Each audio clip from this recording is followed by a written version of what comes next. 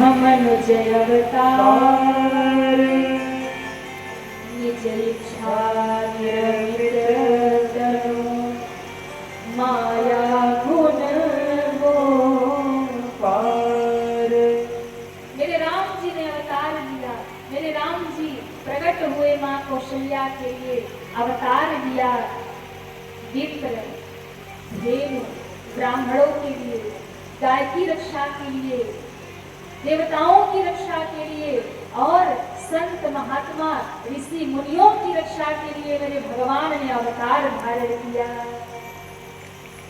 अवतार के लिए अवतार लेते हैं मेरे भगवान। कौशल्या के लिए प्रकट हुए, विप्रधेनु सुर संतहित विघ्न मनुज। अब जन्म लेने, अब मेरे राम जी ने जन्म लिया। तो जन्म किसके लिए लिया, किसके लिए लिया? मां प्रभेनु सुर संतहित विघ्न मनुज अवतार 4 के लिए अवतार लिया। और मैं कहूं दशरथ जी के लिए मेरे भगवान ने जन्म लिया, क्योंकि ये बेटे का सुख चाहिए, भगवान से पुत्रवत प्रेम चाहिए। इसलिए मेरे राम जी ने अब जन्म लिया महाराज दशरथ के लिए। और गोस्वामी जी महाराज की आप चौपाई देखो, ज्यों दशरथ जी के पास सूचना पहुंची, दशरथ पुत्र जन्म सुनी प्राण जन्म सुनी हो। अब ये चौपाई भी बिल्कुल सोहर के धुन में लिखा गावा है, क्योंकि जन्म हो गया।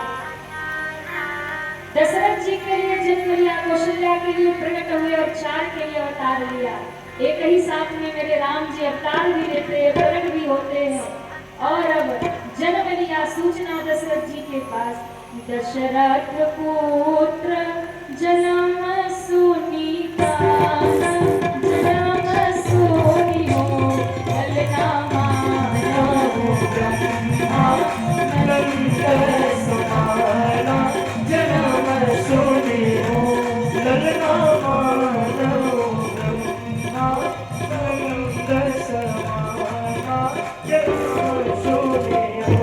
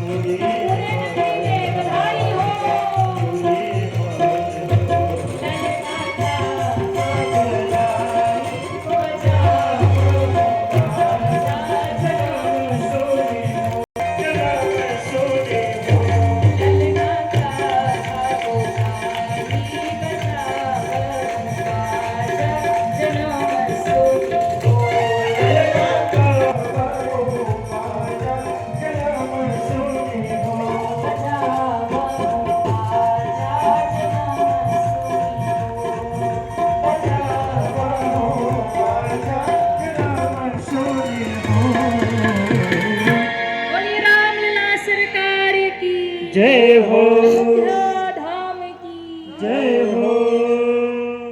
परमानंद पुरी मान राजा पुरी मान हो, कि ललना का बुलाई बजावहूँ बाजा जन्म सुनी हो। पूरे नगरी में बाजे बजने लगे, बधाइयाँ बजने लगी, क्योंकि अब राम जी ने जन्म ले लिया, दशरथ जी के लिए जन्म लिया, कौशल्या के लिए प्रकट हुए। विप्रधेनु सुर संतहित लिन्ह मनुज अवतार, अपनी भक्तों की रक्षा के लिए, गौ की रक्षा के लिए, विप्र और देवताओं की रक्षा के लिए अवतार लिया। दशरथ जी को परमानंद हो रहा। क्यों परमानंद? तो इसलिए हो रहा कि ब्रह्म बेटा बनकर आया है, लेकिन दशरथ जी के कान बस इसी में तृप्त है कि लाला का जन्म हुआ है, चार लालाओं का जन्म हुआ है, उसी में आनंदित है महाराज। पूरी नगरी में ऐसा उत्सव हुआ, राम जी के प्रकट होने पर ऐसा उत्सव हुआ। सूर्य भगवान भी 1 महीने तक अयोध्या में खड़े रह गए। रथ समेत रवि था क्यों, रथ सहित भगवान सूर्य अयोध्या में खड़े रह गए 1 महीने तक। यानी जब राम जी प्रकट हुए ना, 1 महीने तक अयोध्या में रात ही नहीं हुई महाराज। और इस रहस्य को कोई नहीं जान पाया, न तो अयोध्यावासी जान पाए और न तो स्वयं सूर्य भगवान जान पाए कि हम 1 महीना से खड़े हैं, अस्त ही नहीं हुए। इस बात को सूर्य भगवान भी नहीं जाने, तो जाना कौन जाना? शंकर भगवान, देवादिदेव महादेव जाने, बाबा विश्वनाथ जाने। मैया पार्वती से कहते हैं, देवी सुनो, जिस समय राम जी प्रकट हुए ना, उस समय मास दिवस कर दिवस भार, मर मन जाने को रथ समेत रवि था क्यों, निशा कवन विधि हो। देवी 1 महीने का 1 दिन हो गया जब मेरे राम जी प्रकट हुए। माँ पार्वती कहती, अच्छा? बोले हाँ, 1 महीने तक सूर्य भगवान अस्त नहीं हुए, रथ समेत रवि था क्यों, सूर्य भगवान खड़े रहे। क्योंकि जैसे ही सूर्य भगवान का रथ आगे बढ़ा अयोध्या से ना, तो धरती पे प्रकाश हो रहा था। सूर्य नारायण को लगा कि एक सूर्य तो आकाश में मैं हूं, पर धरती से इतना प्रकाश क्यों आ रहा? क्या कोई दूसरा सूरज धरती पे प्रकट हो गया? और कहते हैं, ज्यों रथ रोका और नीचे झांका, सोई मैया कौशल्या के आंगन में देखा, तो अंगना में पलना में राम ललना, और देखते ही रथ समेत रवि था क्यों। आहा, कितने लोग अयोध्या जी में रामलला का दर्शन करी आए हैं? हाथ उठाइए। वाह, जय हो।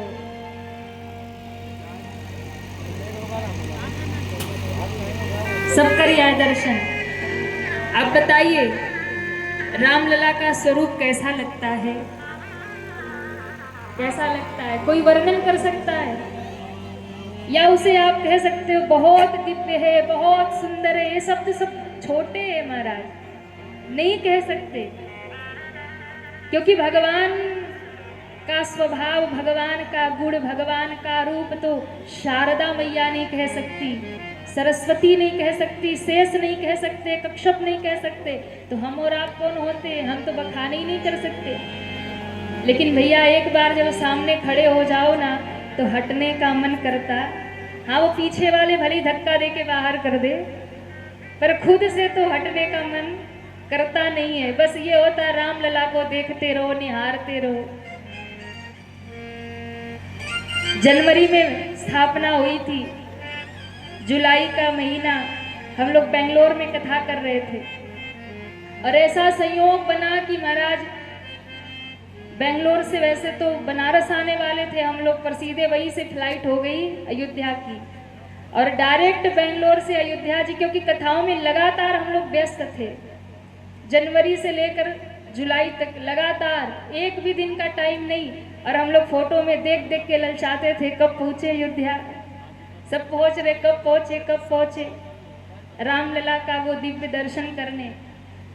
और संयोग ऐसा बना कि महाराज सीधा हम लोग अयोध्या जी और डायरेक्ट मंदिर में दर्शन करने।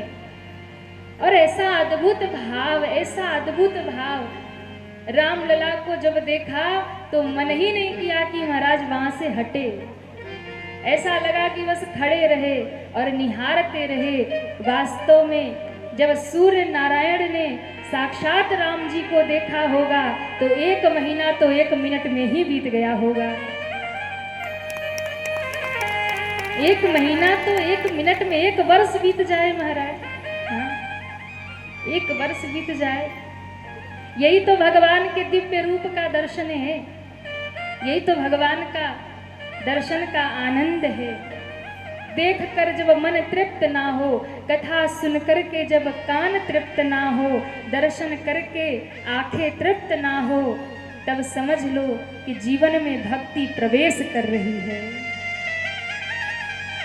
और जिसको लगे कि हाँ अब तो बड़ी कथा सुन ली, अब क्या जरूरत है, पूरी रामायण तो हमको याद है, क्यों कथा सुनना, क्यों दर्शन करने जाना, एक बार तो देख ही लिया कैसे है। तो समझ लो कि अभी भक्ति ने जीवन में प्रवेश किया नहीं है।